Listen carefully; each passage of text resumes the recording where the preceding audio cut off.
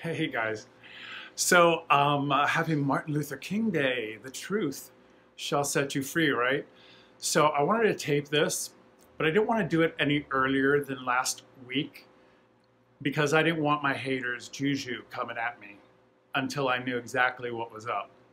So if any of you have been following, I tested positive on Saturday, the 9th of January, with an antigen test at Paramount Studios. And my result came back positive. And so I was like, whoa, what? I don't know. I'm gonna check this out. I'm gonna follow up. So on Sunday, I went to urgent care through my SAG insurance. And luckily, last year was a good year for me, 2019, and I got Plan 1. And anyway, they're covering all of COVID anyway.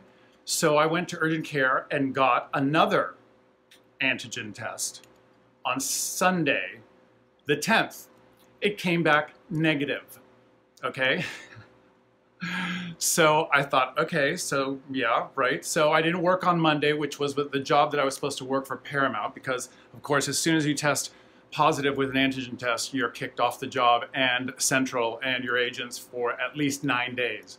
So I went in again on Monday, just to make sure, just to really make sure, and I could get as many tests as I wanted. So I got another antigen test, and I decided to get a nasal swab for a PCR test. And I don't know why, with all the research I've done all year, I hadn't realized this one little obvious crazy fact that an antigen test is not the same as a PCR test for COVID-19. And an antigen test will pick up anything in the coronavirus family, anything, anytime that you may have it. It does not say that you have COVID SARS-2, COVID-19 SARS-2, got it? So that's what we're using to get tested hundreds and thousands of times a week here in Hollywood with all the studios, okay? So I go and get the PCR test, and they're going to send it in because this PCR test takes 3 to 5 days to get a result.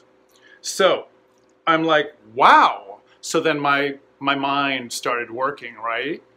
So I could really be sitting here without COVID-19, possibly a false positive, or have a cold that came false positive on the antigen test. So I'm on my way home, and the urgent care calls me, and she says, hey, Felix, so listen, you got a positive on the antigen. This is the one that's the rapid one that we use all the time. And I said, oh, really? Okay, you know what? I do have a tickle in my throat. So I guess that's it. She said, yeah, you should probably, quarantine and,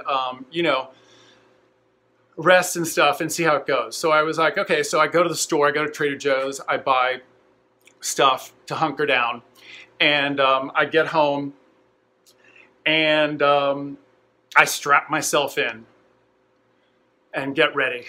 I get ready for COVID-19, people. And that night, I got a little bit more congestion in my throat. It wasn't a cold, a dry cough, as they say. It was more wet.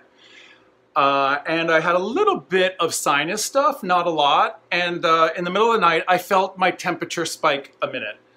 And I checked it, and it was 98.8. My normal is 97.6. So I did feel a little achy, and I knew that I was fighting something. And but that broke in a couple hours. I got up the next day, and I had a cough, and I didn't feel great.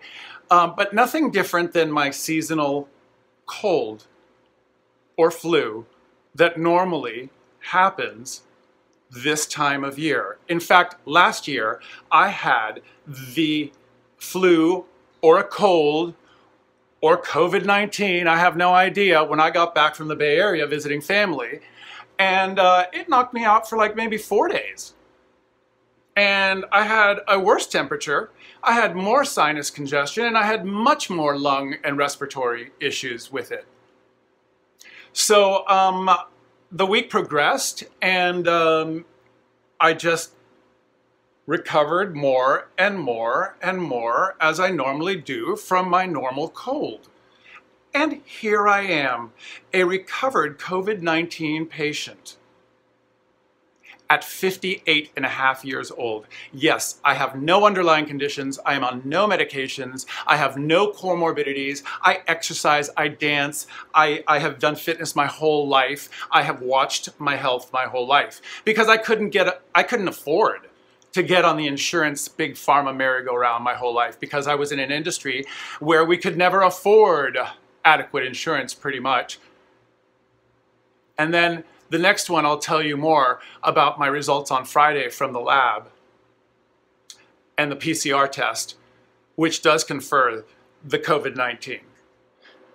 Okay, so I'm going to make them a little shorter, but it's a story. So, and I want to tell you also, don't be afraid of this. Deal with it. Take care of it. Take care of yourself. Listen to your body. For the last year, I want to make sure you understand, I did nothing differently than I did the last month. I never wore a mask outside and never will. I wore it only when I had to go into a grocery store to do something. And I traveled. I went to Northern California for all of the month of June. I went to Lake Tahoe. I went to Reno. And I lived my life. I lived my life. And so, continuing part 2 now, God is amazing. I mean, it really is. And this year has really refortified for me my faith in the universe and that the universe just knows what it's doing, okay? And God told me, Felix, just chill and you're going to be able to walk your talk, like he's always told me, and why he's always put me in the middle of everything so that then I have the ability to speak about it and can actually talk from experience. So I started calling the lab because now the PCR test I'm waiting for, this is Monday or Tuesday, and I start calling the lab and I call urgent care and I ask them, can you tell me what the PCR cycle rate threshold is going to be on this PCR that you guys are taking from me? And no one, I tell you, no one on the front lines at urgent care, from the nurses to the doctor himself there, to the lab that I called, and all the people who answered the phones knew what a PCR cycle threshold for the COVID-19 test was. Now this is a really vital piece of information. And nobody knows what it is, okay? And I do, and I barely graduated high school, okay? But I've done my homework, and I've done my research, and I've read the papers, okay? So, they wouldn't give it to me, they wouldn't give it to me, they wouldn't give it to me. Finally, my test comes back on Friday, and the urgent care calls me, and I have to wait. It's like this big drama. I have to wait for the doctor himself to come to the phone and tell me. I mean, this is like an HIV test. It's crazy. So they can't give me the information the doctor has to. And it's this old guy at this urgent care over in Westwood. And I mean, I saw him there the day I got tested. He was like a joke. Right? So he tells me, and I asked him about the PCR rate and PCR cycle rate, and he gets pissed at me that I even asked because he doesn't know. He doesn't know. And I said, please tell me that you know what a PCR cycle threshold is. Nope. And you're being rude. And I'm like, okay. So he says, you got to call the lab. We don't handle that here, blah, blah, blah. So I called the lab, and I was waiting to speak to this doctor at the lab. And I'm not divulging names yet at all of these locations or these doctors or these people I dealt with. Not yet. So I call him, I call the lab, and I've been calling all week, and nobody's responding to me. Finally, by some miracle, the head of the lab, the doctor, answers my call and takes my phone call. Okay, so by the way, all of this stuff I'm talking about, the antigen tests, the PCR tests, the numbers and all that, I've been posting this for 3 weeks. I've been posting this information for 3 weeks. If you want to go back through my Facebook page or here on Instagram, my feed on Instagram, you'll be able to see all those things and links to everything that I'm not making up that you can actually research for yourself. In fact, I encourage every one of you to do your homework in life, period. Do not leave it to somebody else, because you will be royally screwed as we are now.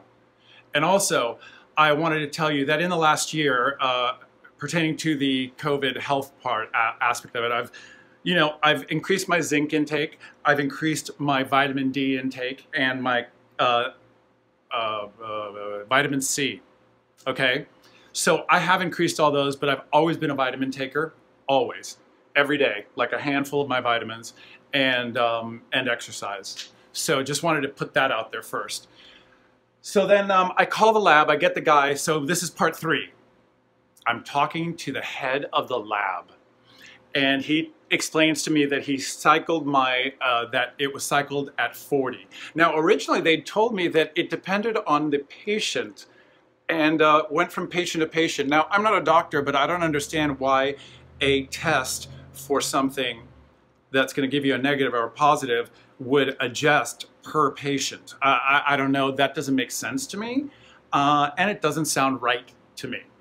But they told us that they were not supposed to give us that information, and this is my bodily fluid, this is my test. I'm the patient, okay? But this doctor ended up being sent from God, and he leveled with me and explained it all to me of how he tested me and that it was a 40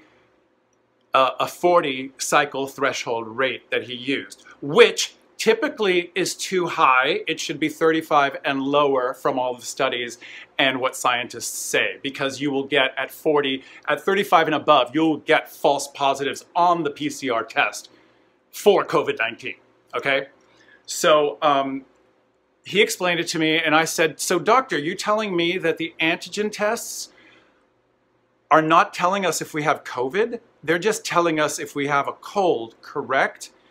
And he said, yes. So I told him my story and what I do for a living and being here in Hollywood.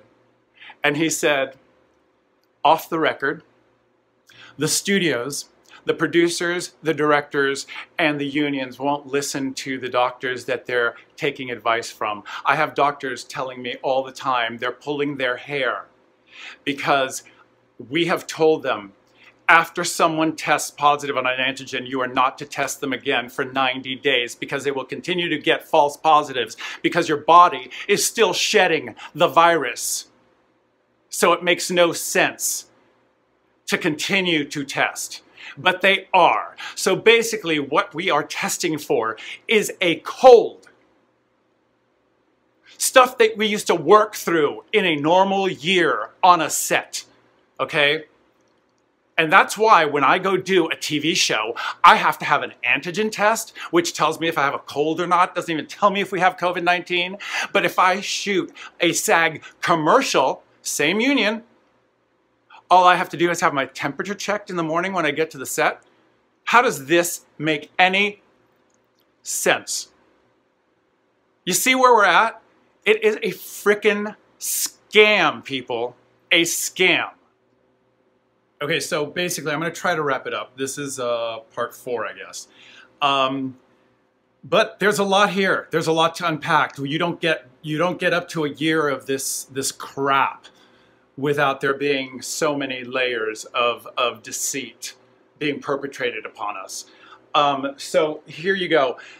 So I called SAG in October. I spoke to someone in their legal department named Dustin. I have emailed him repeatedly. He, of course, when he talked to me on the phone one time, and I expressed my concerns about who was implementing these protocols and why, and who we were following in the implementation of these protocols, of course, I could hear his eyes rolling in the back of the head, you know, because what do I know? You're just some little background member of the union that I'm doing legal for and paying your dues that pay my salary while I sit at home on my ass during this time, still collecting my paycheck.